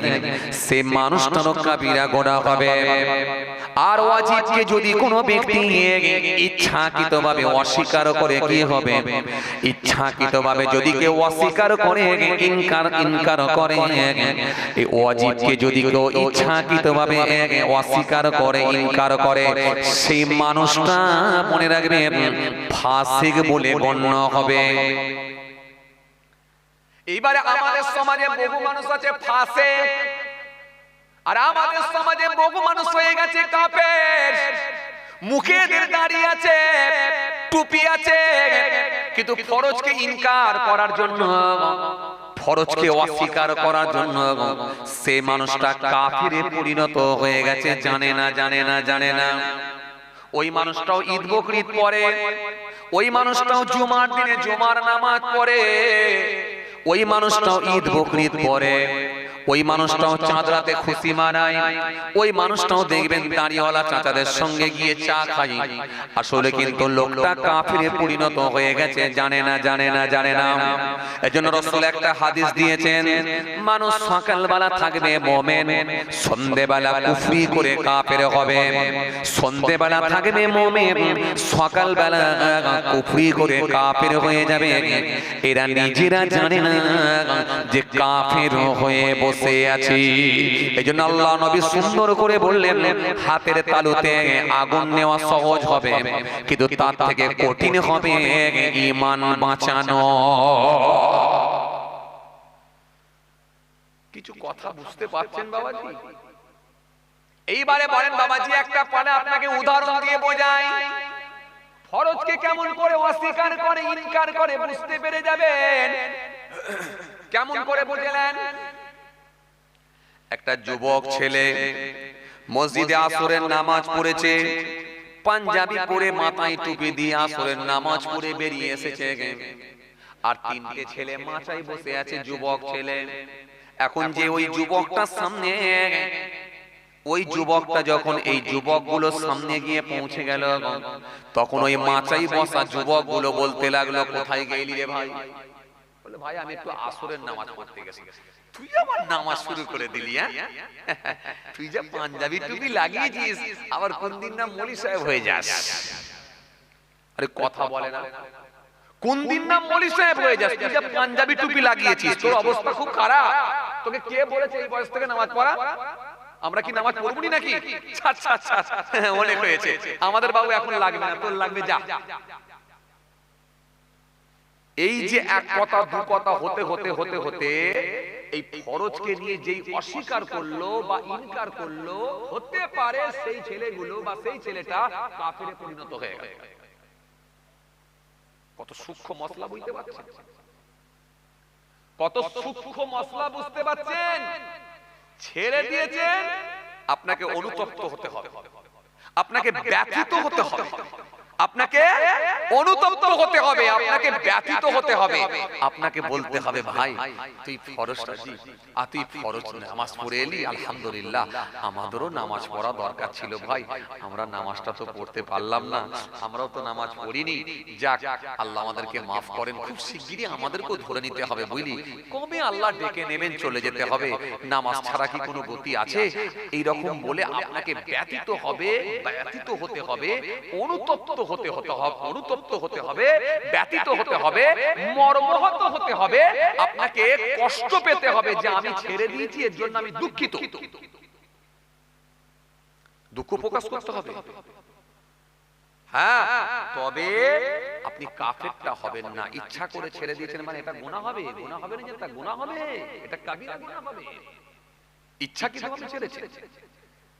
আর যদি কোনো ওযুরে হয়, যদি কোনো কারণে হয়, সেটা ভিন্ন কথা, আলাদা কথা, তাও মাফ চাইতে হবে, পরে আবার ওই নামাজটাকে ঘুরিয়ে পড়তে হবে, যেটা কাজা নামাজ বলে। কথা কিছু বুঝতে পারছেন? কথা মন দেন। তাহলে কাজা নামাজ আপনাকে ঘুরিয়ে পড়তে হবে। হ্যাঁ, কেমন? খুব ভালো করে বুঝবেন। কেমন? আপনি এখান থেকে যাবেন কোথায়? মেয়ের বাড়িতে যাবেন। মেয়ের বাড়ি কোথায়? সাপোজ ধরুন সুন্দরবনে মেয়ের বাড়ি। এখন আপনি বাস চাপবেন কোথায়? ঘটপুকুরে গিয়ে বাস চাপবেন। খুব ভালো করে শুনুন, এই যে ঘটপুকুরে গিয়ে আপনি বাস চাপবেন, এই বাস ধরে সরবেরিয়া হয়ে একেবারে দেখা যাচ্ছে একেবারে সেই কলতলায় গিয়ে আপনি নামবেন, নেমে ওখান থেকে আবার অন্য গাড়ি চাপবেন। খুব ভালো করে শুনবেন। এখন আপনি এই ঘটপুকুর থেকে বাস চেপে কলতলায় গিয়ে পৌঁছেছেন, নেমেছেন, নেমে আপনার ইচ্ছা লেগেছে যে আমি মেয়ের বাড়ি তো যাব, তাহলে অন্তত ওযুটা করে এই সামনে একটা মসজিদ দেখতে পাচ্ছি, মসজিদে গিয়ে নামাজটা আদায় করলো। এই মসজিদে নামাজটা আদায় করতে যাওয়ার সময়ে পাবলিক একটা টয়লেট দেখতে পেয়েছেন, পেশাবখানা, বাথরুম। এই পাবলিক টয়লেটে গিয়ে যখনই আপনি ইস্তেঞ্জা করেছেন, হঠাৎ করে আপনার মনে হলো আমার কাপড়টা সন্দেহ লেগে গেছে। হতে পারে না? কথা বলে না। হতে পারে না? এখন এই পাবলিক টয়লেটে গিয়ে যখন ইস্তেঞ্জা করতে লেগেছেন, আপনার মনে হলো পেচ্ছাবের ছেটা লেগেছে আমার কাপড়টা। কথা শুনছেন? কাপড়টাই যখন পেচ্ছাবের ছেটা লেগেছে, তাহলে নামাজ পড়ার জন্য যে শর্তগুলো আছে, ভেতরে আর বাইরে যে 13টা ফরজ আছে, তার ভেতরে একটা হলো জায়গা পাক, শরীর পাক, কাপড়ও পাক। তাহলে কাপড়টা আপনার নাপাক হয়ে গেছে, আপনি পরিষ্কার হয়ে গেলেন যে এই কাপড়ে আমার আর নামাজ হবে না, যেহেতু আমার মনে হয়েছে অনেকটা বেশি ছেটা লেগে গেছে, আমার এই কাপড়টা নাপাক হয়ে গেছে। তখন আপনি বুঝতে পারলেন যে আমার এই কাপড়টা সন্দেহ লেগে গেছে। এখন এই কাপড়কে পাল্টাতে হবে এবং যেখানে পেচ্ছাব লেগেছে সেই জায়গাটা ভালো করে ধুয়ে নেওয়া বা পরিষ্কার করে নেওয়া। এখন এই রাস্তার মাঝখানে সম্ভব নয়, আমি কোথায় কাপড় পাবো? কথা কিছু বুঝতে পারছেন? বুঝতে পারছেন? তাও আপনাকে দেখে নিতে হবে মশলায় কতটা লেগেছে, সেটাও দেখতে হবে, বুঝতে হবে ভালো করে। তো এই যে আপনার সন্দেহ এসে গেল, তখন আপনার এটা ব্যথিত হবেন, মনের দিক দিয়ে কষ্ট পাবেন, আল্লাহ আমি নামাজটা পড়তে যাচ্ছিলাম কিন্তু আমার এই কাপড়টা নাপাক হয়ে গেছে বলে পড়তে পারলাম না, পরে কাজা আদায় করছেন আর আল্লাহর কাছে ব্যথিত হয়েছেন, আল্লাহ তুমি মাফ করো, ক্ষমা করো, মাফ করো, ক্ষমা করো। কিন্তু তখন আপনি আর ইচ্ছাকৃতভাবে এটা ছাড়লেন না এমনটা নয়, কিন্তু চায়ের দোকানে বসে আছেন, মাগরিবের আজান হয়ে গেছে, বসে বসে রাজনীতির নেতাদের ভাষণ শুনছেন, মাগরিবের আজান ওইদিকে হয়ে গেল, মাগরিবের নামাজ হয়ে গেল, আপনি মনে মনে ভাবছেন এটা আমার জন্য লাগে না, এটা অন্য জন্য, দাড়িওয়ালাদের জন্য, আমার জন্য লাগে না। আপনি বসে বসে কি করছেন? মাগরিবের সময়ে আপনি এই মোবাইল টিপছেন, রাজনীতি নেতাদের ভাষণ শুনছেন, আর এইদিকে মাগরিবের নামাজটা কাজা হয়ে গেল। এটাকে ইচ্ছাকৃতভাবে ছাড়া হয়। ইচ্ছাকৃতভাবে ছাড়লে কি হবে? কাবিরা গুনাহ হয়ে গেল। কথা কিছু বুঝতে পারছেন? এইজন্য আপনাকে আমি কি বলেছিলাম, ফরজ আপনি ছাড়তে পারবেন না, ওয়াজিব ছাড়তে পারবেন না, আর কি সুন্নতে মুআক্কাদা ছাড়তে পারবেন না। এবার আসেন ফরজ কোনগুলো একটু বুঝে নেন। শুধু যে নামাজ পড়াই ফরজ এমনটা নয়, নামাজ পড়া যেমন ফরজ, রোজা রাখাও তেমন ফরজ, আওকাত থাকলে হজ করাও ফরজ, যাকাত দেওয়াও ফরজ, ঈমান আনাটাও ফরজ। তার মানে এরকম ভাবে যদি আপনি খুঁজতে থাকেন অনেক অনেক ফরজ কাজ পাবে। এর ভেতর থেকে একটা আমি নামাজের মিসালটা দিচ্ছি এই কারণে, কেন নামাজটা নিয়ে যদি একটু মিসাল দিয়ে এর ভেতরই আমি সব পেয়ে যাব, ওজন্য বুঝাচ্ছি। চলুন এবার একটু খেয়াল করেন, নামাজ যখন আপনি পড়েন, জোহরের নামাজ পড়েন ক রাকাত? কথা বলেন। জোহরের নামাজ 4 রাকাত, জোরে বলেন 12 রাকাত। জোহরের নামাজ পড়েন 12 রাকাত, তার ভেতরে 4 রাকাত, 4 রাকাত, 4 রাকাত সুন্নত, তার ভেতরে 4 রাকাত ফরজ, 2 রাকাত সুন্নত, 2 রাকাত নফল। এই হলো মোট 12 রাকাত। আচ্ছা এবারে বলেন এর ভেতর থেকে ছাড়েন ক রাকাত? কথা বলেন, ছাড়েন ক রাকাত? 4 রাকাত ছেড়ে দেন। ইয়া আবার বলছে আমি 4 রাকাতই ছেড়ে দিই। কোনটা ছাড়েন, সুন্নতটা না ফরজটা? ও সুন্নত, প্রথমে সুন্নতটা ছেড়ে দেন জোহরে। রেডি থাকে, আজান হয়, জামাত হয়, ও কাজে থাকে। আচ্ছা কাজে থাকে, আজান হয়, জামাত হয়, কাজে থাকে, আজান হয়, জামাত হয়, ডাইরেক্ট জামাতে।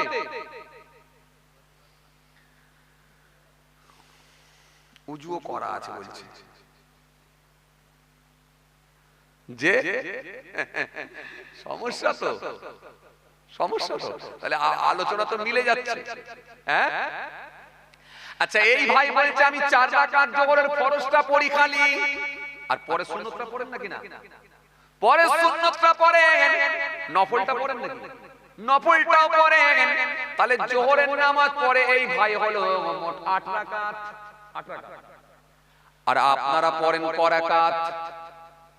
12 রাকাত। এর ভেতর থেকে ছাড়েন কিছু নাকি ক রাকাত ছাড়েন? কোনো কিছু, কোনো কিছু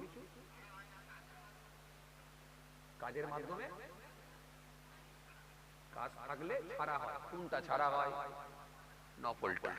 কাজ থাকলে খালি নফলটাই ছাড়া হয়, আর কোন নামাজ, আর কোন নামাজ, কথা বলেন একটু জোরে বলেন না রে বাবা, আর কোন নামাজ ছাড়া হয় না।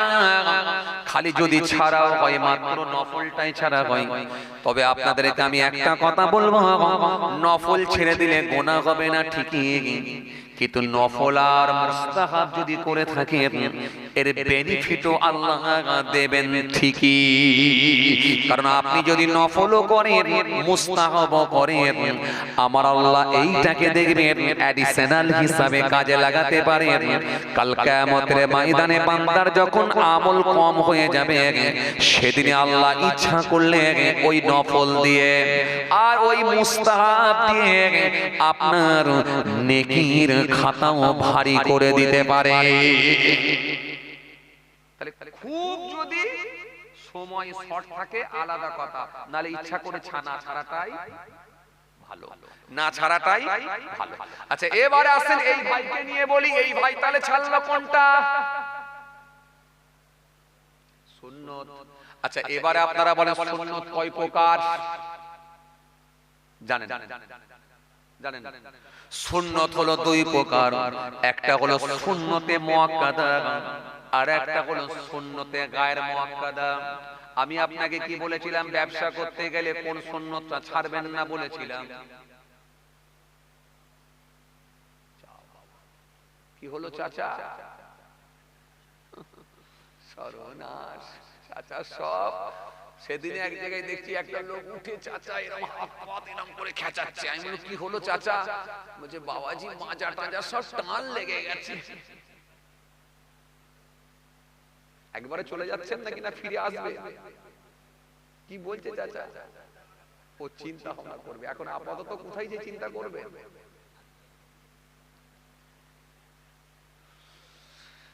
যাক খেয়াল করেন, খেয়াল করেন কি বলছিলাম। হ্যাঁ তাহলে জোহরের যে ফরজের আগে যে 4 রাকাত সুন্নতটা পড়েন, এই সুন্নতটা হলো সুন্নতে মুআক্কাদা। কারণ এটা ছাড়া যাবে না। নবী পড়েছেন, সাহাবায়ে কেরামেরাও পড়েছেন, আর আমাদেরকেও পড়তে হবে। এটা হলো সুন্নতে মুআক্কাদা। তাহলে আপনি কি বুঝলেন জোহরের 4 রাকাত সুন্নত? কি বুঝলেন?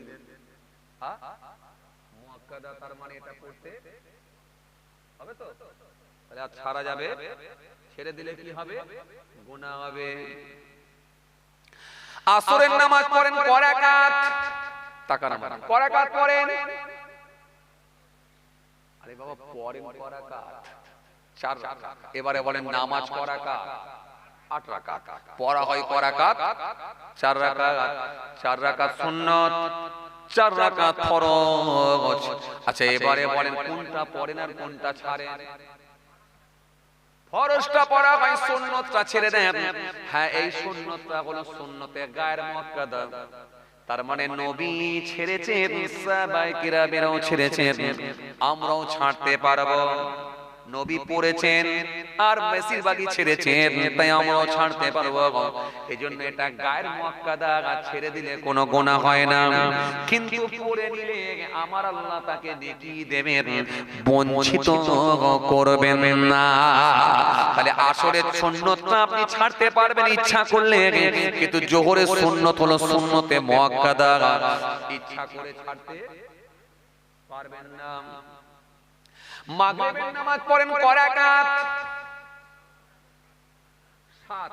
পড়েন ক রাকাত? 7 রাকাতই। মাশাআল্লাহ 7 রাকাতই পড়েন। তার ভিতরে 3 রাকাত হলো, জোরে বলেন, ফরজ 2 রাকাত, সুন্নত 2 রাকাত, নফল। এই মাঝখানে যে 2 রাকাত সুন্নতটা পড়েন এটাও হলো সুন্নতে মুআক্কাদা, ছেড়ে দিতে পারবেন না। চলুন এবারে এশার নামাজ পড়েন ক রাকাত? 17 রাকাত। 4 রাকাত সুন্নত, 4 রাকাত ফরজ, 2 রাকাত সুন্নত, 2 রাকাত নফল, 3 রাকাত বেতের, 2 রাকাত নফল, মোট হলো 17 রাকাত। ছাড়া হয় ক রাকাত? 4 রাকাত। 4 রাকাত যদি ছেড়ে দেওয়া হয় রইল ক রাকাত? 13 রাকাত। তাহলে 13 রাকাত যদি পড়া হয়, 4 রাকাত ছাড়া হয়, এই 4 রাকাত যেটা ছেড়ে দেন এটাও হলো গায়র মুআক্কাদা, ছেড়ে দিলে গুনাহ হয় না, কিন্তু পড়ে নিলে আল্লাহ সওয়াব দেবে, বঞ্চিত করবে না।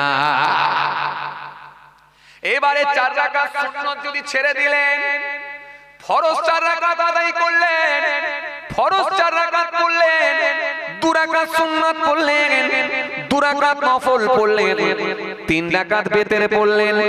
এই যে 3 রাকাত বেতের নামাজটা পড়েন, এই বেতের নামাজটা হলো ওয়াজিব নামাজ। তাহলে আপনাকে আমি নামাজ দিয়ে বোঝাচ্ছি এই কারণে এর ভেতরে ফরজ আছে, সুন্নতে মুআক্কাদা আছে, আবার ওয়াজিবও আছে। তাহলে ব্যবসা করতে গেলে কি বলেছিলাম, সুন্নত মুআক্কাদা লাগবে, ফরজ লাগবে, ওয়াজিব লাগবে। এজন্য আপনাকে নামাজ দিয়ে আমি একটু মিসাল দিচ্ছি। তাহলে এর ভেতরে ওই যে 3 রাকাত ওয়াজিব নামাজ, বেতের নামাজটা পড়েন, এটা হলো ওয়াজিব নামাজ। ফজরের নামাজ পড়েন কয় রাকাত? 4 রাকাত, 2 রাকাত সুন্নাত, 2 রাকাত ফরজ, আবার নফল 2 রাকাত ফরজ, মোট হলো 4 রাকাত। এবারে ইমাম সাহেব যদি নামাজ শুরু করে দেন, জামাতে যদি ইমাম সাহেব নামাজ পড়ান, জামাত যদি শুরু হয়ে যায়, আচ্ছা বলেন তো দেখি, আপনি যদি গিয়ে দেখেন জামাত শুরু হয়ে গেছে, এবারে আপনি সুন্নত পড়বেন না জামাতে নামাজ পড়বেন, কোনটা?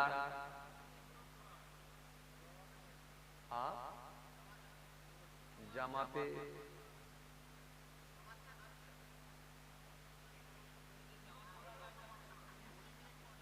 দেখেছেন তো, ঠিক জায়গায় ঠিক স্টপিসটা করছি তো, ওই জন্য তো ভুলটা ভাঙছে।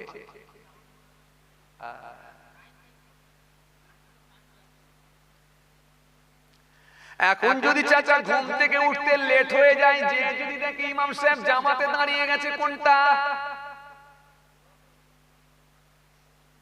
আল্লাহ বলছেন ওয়ারকাউ মা'আর রাকিন, রুকুকারীদের সঙ্গে রুকু করো, জামাতের সঙ্গে তোমরা নামাজ পড়ো। একা যদি নামাজ পড়া হয় যা সওয়াব পাওয়া যায়, জামাতের সঙ্গে নামাজ আদায় করলে 27 গুণ বেশি সওয়াব পাওয়া যায়। আচ্ছা এবারে বলেন, জামাত শুরু হয়ে গেছে আর আপনি গিয়ে দেখছেন জামাত চালু হয়ে গেছে, এবারে আপনি সুন্নত পড়বেন না ফরজটা পড়বেন, কোনটা? এইটাই তো বুঝতে চাইছি। আপনাকে আগে গিয়ে দেখে নিতে হবে ইমাম সাহেব কতক্ষণ আগে শুরু করেছে। যদি আপনার মনে হয় ইমাম সাহেব ডান দিকে সালাম ফেরানো, বাঁ দিকে সালাম ফেরানোর আগে পর্যন্ত আমি সুন্নত পড়তে পারবো, কথা মনে হয় বুঝতে পারেন। আবার একবার বলি, আগে আপনাকে দেখে নিতে হবে ইমাম সাহেব কোন পজিশনে আছে। যদি আপনার মনে হয় ইমাম সাহেব ডান দিকে সালাম ফেরানো, বাঁ দিকে সালাম ফেরানোর আগে পর্যন্ত আমার সুন্নত নামাজ পড়া হয়ে যাবে, তাহলে আপনি সুন্নত নামাজ পড়বেন। একদম ঠিক। ইমাম সাহেব সূরা ফাতিহার সঙ্গে একটা লম্বা সূরা ধরেছে, আপনি মনে মনে ভাবলেন ইমাম সাহেব সূরা যখন লম্বা ধরেছে, তাহলে আমি চট করে সূরা ফাতিহা পড়ে ছোট সূরা পড়ব, দুটো পটপট করে ছোট ছোট পড়ে নিয়ে ডান দিকে বাঁ দিকে সালাম ফেরানোর আগে আমি ধরে নেব। যদি আপনার এটা মনে হয়, তাহলে আপনাকে আগে সুন্নত পড়িয়ে জামাত ধরতে হবে, কেন এটা হলো সুন্নতে মুআক্কাদা। চলুন এবারে আমি আপনাদের সামনে যেটা বোঝাতে চাইছিলাম, তাহলে এই যে বেতরের নামাজ 3 রাকাত করেন, এই 3 রাকাত বেতরের নামাজটা এটা হলো ওয়াজিব নামাজ। চলুন এবারে আপনাকে আমি বোঝাতে চাইছিলাম, তাহলে ওয়াজিব নামাজ রাতে আদায় করেছেন আর ফজরে ভোরেতে আপনি 4 রাকাত নামাজ পড়েছেন, সকালবেলা রাস্তা দিয়ে হেঁটে হেঁটে হেঁটে হেঁটে যাচ্ছেন, হঠাৎ করে দেখা যায়, হঠাৎ করে আপনার সঙ্গে দেখা যায় ও পাড়ার একটা যুবক ছেলে সেও রাস্তা দিয়ে আসছে, আপনি আপনাকে দেখতে পেয়ে সালাম দিল, আসসালামু আলাইকুম। আপনি মনে মনে ভাবলেন 4-5 দিন আগে ওই যুবকটা চায়ের দোকানে আমি চা খেতে গিয়েছিলাম, 12 টাকা বিল হয়েছিল, 10 টাকা দিয়ে বলেছিলাম 2 টাকা ছেড়ে দাও, 2 টাকাও ছাড়ে না, আমার সঙ্গে তর্ক করেছিল। তখন আপনার মনের ভেতরে একটা রাগ গুসা হয়েছিল। আর আজকে সকালবেলা যুবকটা যখন আপনাকে সালাম দিচ্ছে, আপনি রেগে গিয়ে বললেন ওই সালামের জবাবটাও আমি দেবো না, কারণ 2 টাকা তুই ছাড়িস না, তোর সালামের জবাবও দেবো না। যখন এই কথা মনে করে যুবকটা আপনাকে সালাম দিয়ে দিল, আর আপনি জবাবটা না দিয়ে মুখ ঘুরিয়ে চলে গেলেন, যেই মুখ ঘুরিয়ে চলে গেলেন তার মানে এটা কি ছাড়লেন? কি ছাড়লেন? ওয়াজিব ছাড়লেন। তাহলে রাতের বেলা এসার সময় ওয়াজিব আদায় করেছেন আর সকাল বেলা ওয়াজিব ছেড়েছেন, তাহলে দুটো গুনাহ আলাদা হবে না এক? কথা বলেন। হ্যাঁ, শুধু যে বেতেরের নামাজ পড়াই ওয়াজিব এমনটা নয়, এই সালামের জবাব দেওয়াটাও হলো ওয়াজিব। উমরা করতে গেলে সেখানেও ওয়াজিব, ফরজ হজ করতে গেলে সেখানেও ওয়াজিব। ও বাবাজি আমার ভাইরা, ও বাবাজি আমার ভাইরা, কুরবানি দেবেন সেখানে ওয়াজিব। এভাবে যত ওয়াজিব কাজ আছে এই ওয়াজিব কাজগুলো আপনাকে আদায় করতে হবে, আপনি ছেড়ে দিতে কিন্তু পারবেন না। এই যে আপনি সালামের জবাবটা দিলেন না, এটাই আপনার জন্য ওয়াজিব ছেড়ে গেল। কেন? সালাম দেয়া হলো সুন্নাত আর জবাব দেয়া হলো ওয়াজিব। এজন্য আপনি যখন জবাবটা দিলেন না, তার মানে ওয়াজিব ছেড়ে দিলেন। আর ওয়াজিব ছেড়ে দিলে কি হবে? গুনাহ হবে।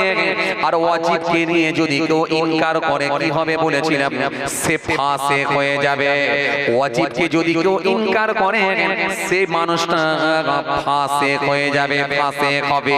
যদি ওয়াজিবকে কেউ ইনকার করে, ওয়াজিবকে যদি কেউ ইনকার করে, ওয়াজিবকে নিয়ে যদি কেউ অস্বীকার করে, সে ফাসিক হয়ে যাবে। তাহলে রাতের বেলা বেতেরের নামাজ পড়লেন, সালামের জবাবটা ছেড়ে দিলেন, তার মানে ওয়াজিব ছাড়লেন। কত বড় আপনি গুনার কাজ করলেন একবার ভাবুন। এজন্য রাসূল বলেছেন হাক্কুল মুসলিম আলাল মুসলিমি খামসুন, রাদ্দুস সালাম ওয়া ইআদাতুল বারিস ওয়া ইত্তিবাউল জানাইস ওয়া ইযা বাআতুদ দাওয়াত ওয়া তাসমিতুল আতিস। আল্লাহ নবী সুন্দর করে বলেছেন এক মুসলমানের উপরে 5টা হক বর্তাবে। 1 নম্বরে কি? রাদ্দুস সালাম, দেখলে সালাম দেবে, সালাম দেবে, সালামের জবাব দেবে। 2 নম্বর রাদ্দুস সালাম ওয়া ইআদাতুল বারিস, অসুস্থ ব্যক্তিকে দেখতে যাবে। 3 নম্বর হলো ওয়া ইত্তিবাউল জানাইস, জানাজায় পশ্চাৎগমন করবে, জানাজায় তোমরা অ্যাটেন্ড করবে। 4 নম্বরে কি? ওয়া ইযা বাআতুদ দাওয়াত, মুসলমান দাওয়াত দিলে, ইমানদার দাওয়াত দিলে তার দাওয়াতটাও তুমি কবুল করবে। ওয়া তাসমিতুল আতিস। আর 5 নম্বরে হলো যখন তোমাদের হাঁচি হবে, ওই হাঁচির তোমরা জবাব দেবে। এই 5টা হক আদায় করবে। তার ভেতরে 1 নম্বরে যেটা, সেটা হলো একে অপরকে সালাম দেবে, সালামের জবাব দেবে। এই জন্য জবাব দেওয়াটা হলো ওয়াজিব। আপনি মক্কা শরীফে গেছেন উমরা করতে, মক্কায় গেছেন আপনি উমরা করবেন, 60,000 টাকা, 70,000 টাকা, 80,000 টাকা খরচ করে আপনি মক্কা শরীফে গেছেন উমরা হজ করবেন বলে, কিন্তু আপনি উমরা হজের নিয়ম জানেন না, হজের কিন্তু ট্রেনিংও নেন না, কিন্তু আপনি উমরায় চলে গেলেন।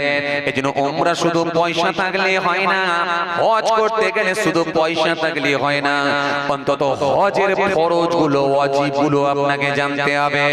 এই যে আপনি যখন উমরায় চলে গেলেন, উমরায় করতে গেলে উমরার হলো 2টো ফরজ। 1 নম্বরে কি? 1 নম্বরে হলো মিকাত থেকে ইহরাম পরিধান করা, আর 2য় নম্বরে হলো কাবা বাইতুল্লাহ তাওয়াফ করা, চক্র মারা। এই 2টো হলো ফরজ। কথা কিছু বুঝতে পারছেন? অনেক ওয়াজিব কাজ, খুঁটিনাটি আপনি দেখবেন অনেক ওয়াজিব কাজ বেরোবে। এই যে ভিতর থেকে ইহরামের কাপড় পরিধান করা, এটা হলো ফরজ। আল্লাহ নিয়ে গেলেন আপনাদের দোয়ায়, মক্কা শরীফে গেলাম কদিন আগে, তো আলহামদুলিল্লাহ আল্লাহ নিয়ে গেলেন। তো আমাদের যে কাফেলার সঙ্গে অনেক মানুষ আমাদের কাফেলার মধ্যে ছিল, তাদের ভেতর থেকে 2-4 জনের সিট ফ্লাইট চেঞ্জ হয়ে গেল, অন্য ফ্লাইটে হয়ে গেল। ভালো জানকারী লোক ছিল না, না জেনে না বুঝে ট্রেনিং না নিয়ে সোজা একেবারে প্যান্ট জামা পরে, ওই প্যান্ট আর জামা পরে ঘরোয়া ড্রেস পরে একেবারে মক্কা শরীফে হারাম শরীফের হোটেলে গিয়ে পৌঁছে গেল। আলেম ওলামারা যারা আছে সবাই, বা কাফেলার মধ্যে যারা আছে সবাই ইহরামের পোশাক পরে ফেলেছে, মিকাত থেকে পরে নিয়েছে, মুম্বাই থেকে পরে নিয়েছে, দোয়া পড়েছে, নফল দুরাকাত নামাজ পড়েছে, আর তারা ঘরোয়া ড্রেস পরে সেই প্যান্ট আর জামা পরে সোজা একেবারে মক্কা শরীফে হারাম শরীফ হোটেলের মধ্যে পৌঁছে গেছে। আমরা সব হতভম্ব হয়ে গেছি, সর্বনাশ, যা এই ড্রেস পরে চলে এলো, একে কি কেউ আগে শেখায়নি? সর্বনাশ করেছে, কি হবে? আলেম ওলামা যারা ছিলেন, কেতাবি আলেম যারা ছিলেন, সবাই মিলে আলোচনার মাধ্যম দিয়ে কিতাবপত্র ঘেটে সবার একই মত, এখন এদেরকে দম দিতে হবে। তার মানে কুরবানি দিতে হবে। কত হাজার? 26,000। কথা বলেন, শুনছেন কথা? কেন? ফরজ ছেড়েছে 26,000। তাহলে জানা দরকার আছে না নাই? কি বলেছিলাম, ব্যবসা করতে গেলে ফরজ জানবেন, ওয়াজিব জানবেন, সুন্নতে মুআক্কাদা জানবেন। কত হাজার? 26,000। দুটো ফরজের ভেতরে একটা ছেড়ে দিয়েছে, ইহরামের পোশাক পরে না। আর একটা ফরজ কি? কাবা বাইতুল্লাহ তাওয়াফ করতে হবে। কাবা বাইতুল্লাহ চক্র মারতে হয়, তাওয়াফ করতে হয়, দোয়া পড়ে পড়ে ঘুরতে হয়। জি, এই হলো দুটো ফরজ। কাবা বাইতুল্লাহ তাওয়াফ করে, কাবা বাইতুল্লাহ তাওয়াফ করে, তাওয়াফ করা হয়ে যাবার পরে আপনাদের জানা আছে ওই মাকামে ইব্রাহিমের সামনে দাঁড়িয়ে দাঁড়িয়ে কাবা শরীফের দিকে মুখ করে 2 রাকাত নামাজ আদায় করতে হয়।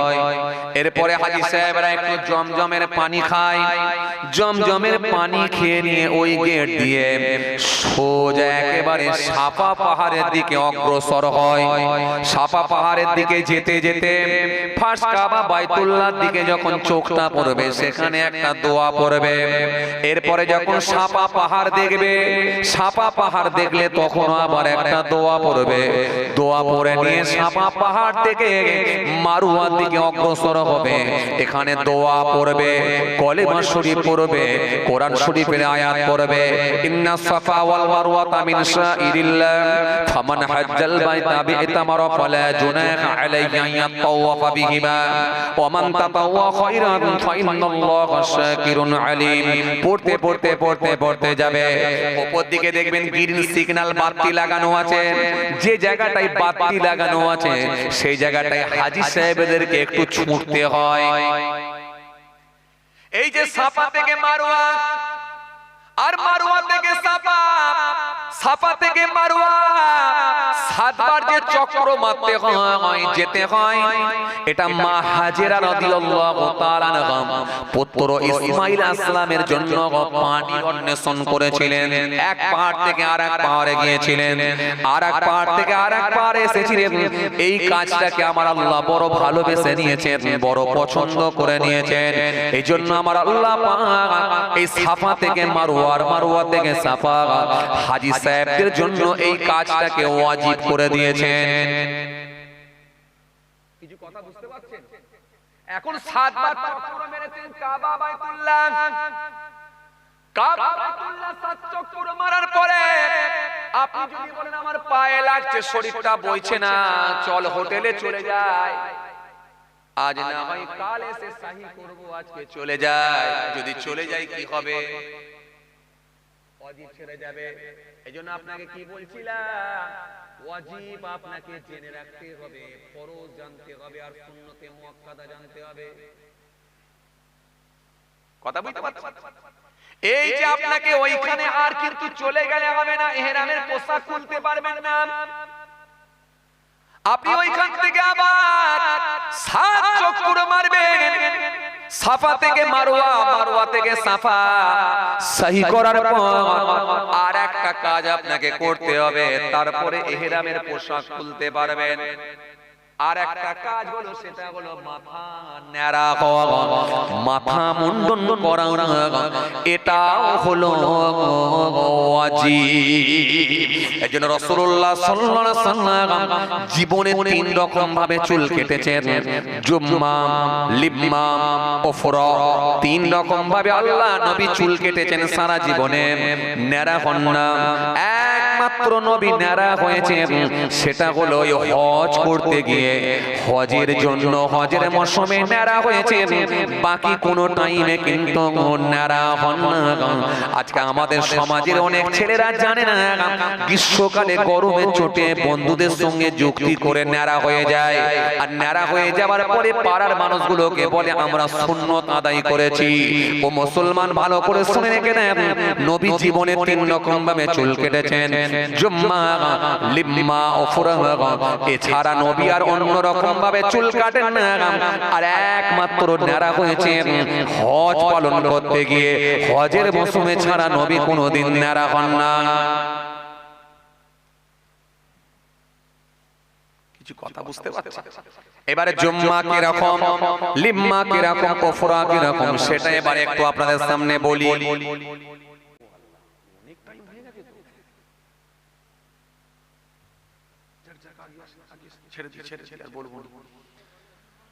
না না না, বলা যাবে না, সর্বনাশ, অনেক টাইম না, ভালো পরে হবে, ভালো ভালো পরে হবে, না না না, সর্বনাশ। আর বলেননি খাতা,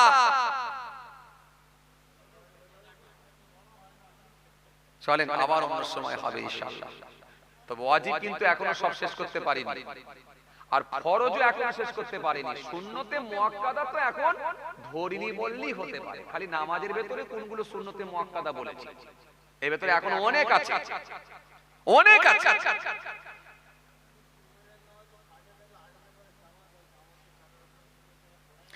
কাজাটা হলে কাজা নামাজ সুন্নত পড়তে হয় না, কাজা কাজা বলছে। হ্যাঁ হ্যাঁ, জামাত তো আগে পড়ে নেবেন, পরে ফের সুন্নত পড়া যাবে। যাক ভাইরা আমার, বন্ধুরা আমার, সাথী মহব্বতের ভাইরা, রাত অনেক হয়ে গেছে, আর আমার উপরে 2টো চাপ থাকে জানেন, একটা হলো বলা আর একটা হলো তোলা। একটা হলো বলা আর একটা হলো পয়সা তোলা। তবে আপনারা দেন বলি তো চাই, কথা ঠিক কি না বলবো যে আলহামদুলিল্লাহ, আল্লাহ ফের কোনদিন নিয়ে এলে আলোচনা হবে ইনশাআল্লাহ। অসমাপ্ত বক্তব্যকে সমাপ্তির দিকে আগিয়ে দিচ্ছি, আল্লাহ কোনদিন নিয়ে এলে আলোচনা হবে। এরপরে আবার আপনাদেরকে কি বলেছিলাম, এরপরে শর্ত কি ছিল, হারাম, মনে আছে? এবারে বলেন তো হারাম কোনগুলো? অনেক কাজ বেরোবে হারাম। শুধু বলবেন হুজুর লটারি কাটাই হারাম, কত দেখবেন লটারি কাটা নয়, শুধু কত কাটারি বেরিয়ে যাবে। শুধু লটারি কাটা কেন, কত কাটারি বেরোবে, হারাম কাজগুলো বেরোবে। তারপরে কি বলেছিলাম, মাকরুহ। মাকরুর কটা ভাগ আছে? 2টো, মাকরুহ তাহরিমি, মাকরুহ তানজিহ। মাকরুহ তানজিহ কোনগুলো, তাহরিমি কোনগুলো, বললে আবার সময় লাগে। তারপরে কি বলেছিলাম, সন্দেহযুক্ত, যেগুলো সন্দেহ, এই সন্দেহযুক্ত ব্যবসা কোনগুলো, সেগুলো কি রকম, আবার এই নিয়ে বলতে গেলে আবার অনেক সময় লাগে। যাক, আল্লাহ নিয়ে এলে কোনদিন ইনশাআল্লাহ আলোচনা হবে। সবাই আমার জন্য দোয়া করবেন, আমি আপনাদের জন্য দোয়া করি। রাত হয়েছে, আমার জন্য দোয়া করবেন। আল্লাহ নিয়ে এলে আবার সবাই আমার জন্য দোয়া করবেন। আসেন, ছোট্ট করে দাঁড়িয়ে সালাম পাঠ করে দোয়া হয়ে যাবে। ইয়া নবী,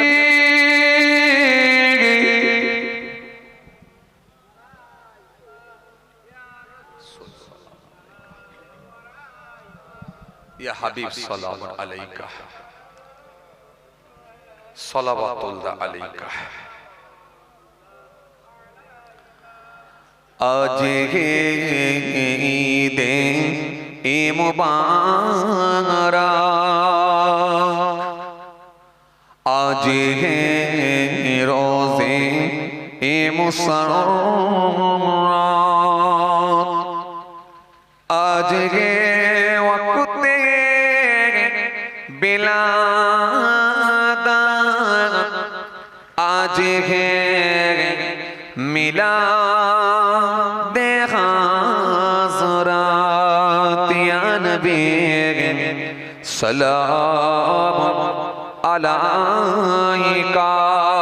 আরো জোরে ইয়া রাসূল সালাম আলাইকা। আরো জোরে ইয়া হাবিব সালাম আলাইকা। সালাওয়াতুল্লাহ আলাইকা। ইয়া নবী সালাম লো আমার, ইয়া রাসূল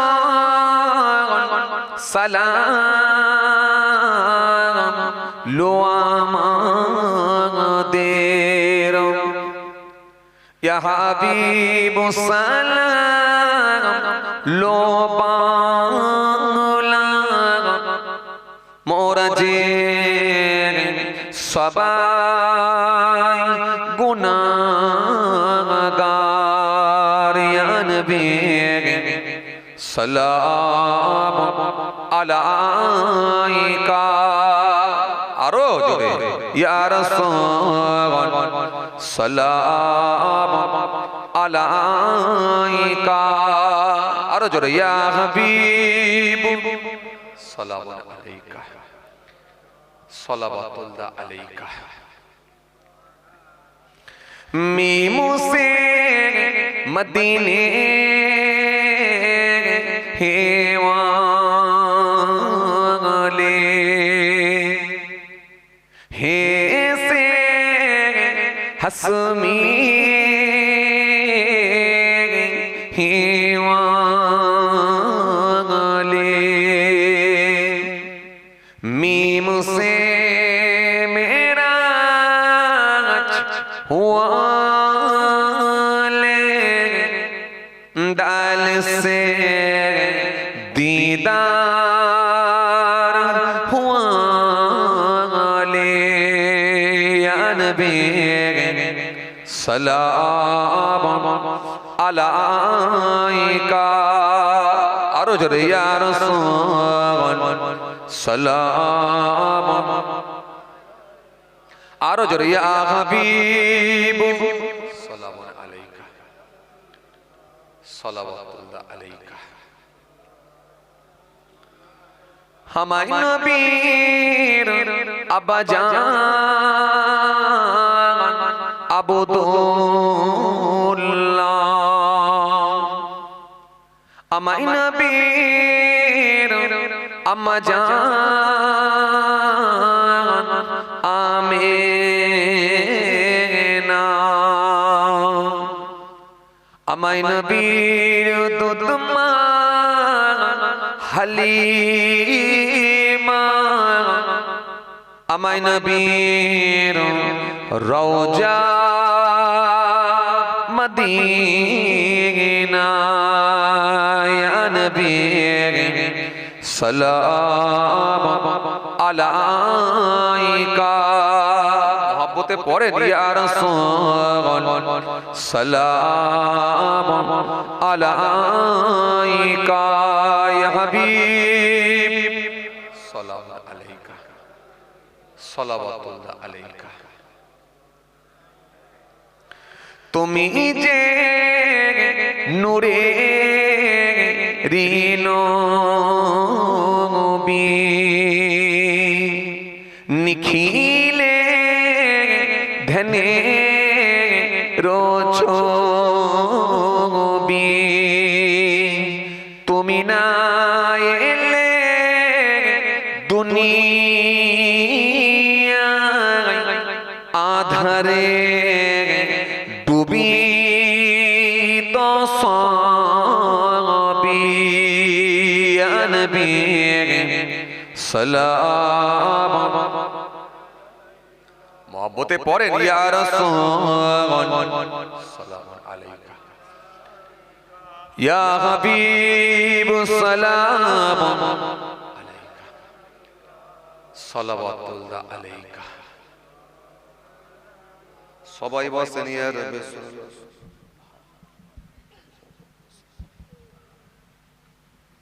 মহব্বতে দরুদ শরীফ আল্লাহুম্মা সাল্লি আলা সাইয়্যিদিনা ওয়া আলা আলি সাইয়্যিদিনা মাশাআল্লাহ আলহামদুলিল্লাহ শীতের রাত অনেক রাত আপনারা সময় দিয়েছেন আল্লাহ এই মাহফিলকে কবুল করেন আমরা জোরে বলি আল্লাহুম্মা আমিন একবার উচ্চ আওয়াজে তাকবীর দেন নারায়ে তাকবীর আরো জোরে দেন নারায়ে তাকবীর আওয়াজ দেন নারায়ে তাকবীর সিলসিলা মুজাদ্দিদুজ জামান দাদা পীরের হক সিলসিলা নারায়ে তাকবীর মাশাআল্লাহ আলহামদুলিল্লাহ যাই হোক সংক্ষেপ করে দিলাম আল্লাহ নিয়েলে আবার আলোচনা হবে ইনশাআল্লাহ সবাই আমার জন্য দোয়া করবেন আমি আপনাদের জন্য দোয়া রাখি আল্লাহ আমাদের সকলকে বলার থেকে শোনার থেকে বেশি বেশি করে আমল করার তৌফিক দেন সকলে বলি আল্লাহুম্মা আমিন যাই হোক বাবাজি আমার ভাইয়েরা